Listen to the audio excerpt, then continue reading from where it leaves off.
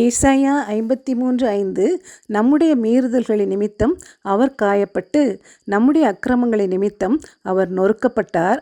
நமக்கு சமாதானத்தை உண்டு பண்ணும் ஆக்கினை அவர் மேல் வந்தது. அவருடைய தழும்புகளால் குணமாகிறோம் என்று சொல்லுகின்றது. ஆதாமிடமிருந்து நம்முடைய ஆத்துமாவில் வந்த அக்கிரமம், அதன் தூண்டுதலால் நாம் செய்யும் மீறுதல் நம் ஒவ்வொருவரிடத்திலும் காணப்படுகின்றது. பாவத்தின் பலன் மரணம்.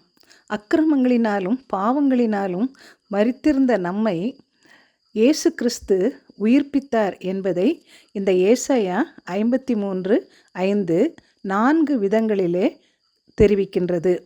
முதலாவதாக, நம்முடைய மீறுதல் நிமித்தம் அவர் காயப்படுகிறார். மீறுதல் என்ற சொல் எபிரேய மொழியில் பேசா என்பதாகும். இதன் பொருள் தேவனுடைய விதிமுறைகளை மீறி விரோதமாக முரட்டாட்டம் பண்ணுதல். உபாகமம் 28:15 சொல்லுகிறது, தேவனுடைய கட்டளைகளுக்கு செவிகொடாவிடில் சாபங்கள் வரும் என்று சொல்லுகிறது. காயப்பட்டு என்ற சொல்லுக்கு எபிரேய மொழியின்படி சரீரத்தை ஊடுருவி குத்துதல் என்பது பொருளாகும். கலாத்தியர் 3:13 படி கிறிஸ்துவே நமக்கு வரவேண்டிய சாபத்தை அவரே சாபமாகி நம்மை மீட்டுக் கொள்கிறார் என்பதைத்தான் நம்முடைய மீறுதல்களின் நிமித்தம் அவர் காயப்பட்டு என்ற சொற்றொடர் நமக்கு விளக்குகின்றது. இரண்டாவதாக, நம்முடைய அக்கிரமங்களின் நிமித்தம் அவர் நொறுக்கப்பட்டார். அக்கிரமம் என்பதனுடைய எபிரேய வார்த்தை அயான். அதன் பொருள் மிக மோசமான ஒழுக்கக்கேடான நடத்தை என்பதாகும். நம்முடைய மோசமான நடத்தையை கிறிஸ்து ஏற்றுக்கொண்டவராக சிலுவையில் இந்த பாடுகளை அனுபவித்தார். நொறுக்கப்பட்டார் என்பதனுடைய எபிரேய வார்த்தை தாக்கா. அதன் பொருள் மீண்டும் மீண்டும் கொடூரமாக அடித்தல். மத்தேயு 26:67 கிறிஸ்துவின் முகத்தில் துப்பி கன்னத்தில் அறைந்தார்கள் என்று பார்க்கின்றோம். மத்தேயு 27:29-30 முள்முடி சூட்டி கோலால் சிரசில் அடித்தார்கள் என்று பார்க்கின்றோம். யோவான் 19:3 அவரை கைகளினால் அடிகள் கொடுத்தார்கள் என்று பார்க்கின்றோம். கண்ணுக்கு கண் என்ற நியாய பிரமாணத்தின்படி நாம் நம்முடைய தகாத சிந்தைக்காக அடைய வேண்டிய கொடூர அடிகளை கிறிஸ்து ஏற்றுக்கொண்டு நமக்காக பாவ நிவர்த்தி செய்யும்படி இந்த சிலுவை பாடுகளை ஏற்றுக்கொண்டார். ஏசாயா 53:5 நமக்கு சமாதானத்தை உண்டு பண்ணும் ஆக்கினை அவர் மேல் வந்தது என்று. மூன்றாவதாக, கிறிஸ்து நமக்காக எப்படி பாடுபட்டார் என்று சொல்கிறது.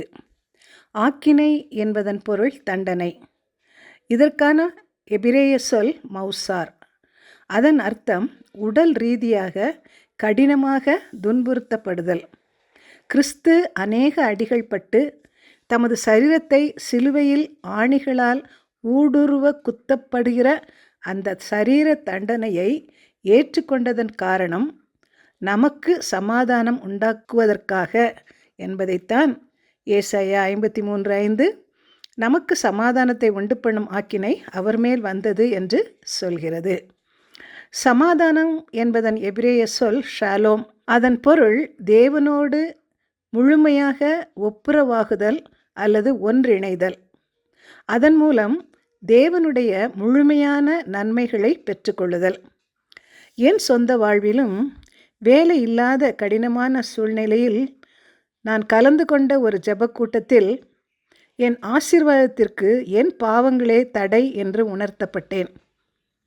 கண்ணீரோடு என் கண்களால் கண்ட அசுத்த காட்சிகள், இருதயத்தின் அசுத்த கற்பனைகள், இவை அனைத்தையும் அறிக்கையிட்டு ஜெபித்தேன்.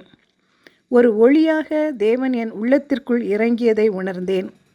உலகம் கொடுக்கக்கூடாத ஒரு அளவில்லா ஆனந்தம் என் உள்ளத்தை நிரப்பியது. ஒரே மாதத்தில் எப்பொழுதோ நான் கலந்து கொண்ட நேர்முகத் தேர்வில் தெரிந்து கொள்ளப்பட்டேன் என்று அரசு வேலை எனக்கு கிடைத்தது. அடுத்தடுத்த பதவி உயர்வுகளும் என்னை தேடி வந்தது.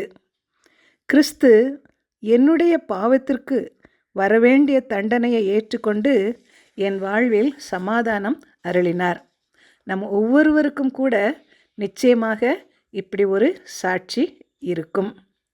சமாதானம் ஷாலோம் என்பது உலக பிரகாரமான செழிப்பு மட்டுமல்ல. எபிரேயின் மொழியின் அர்த்தத்தின்படி ஒரு சுகமான பயணம் உண்டாவதாக என்று சொல்வதுதான் ஷாலோம்.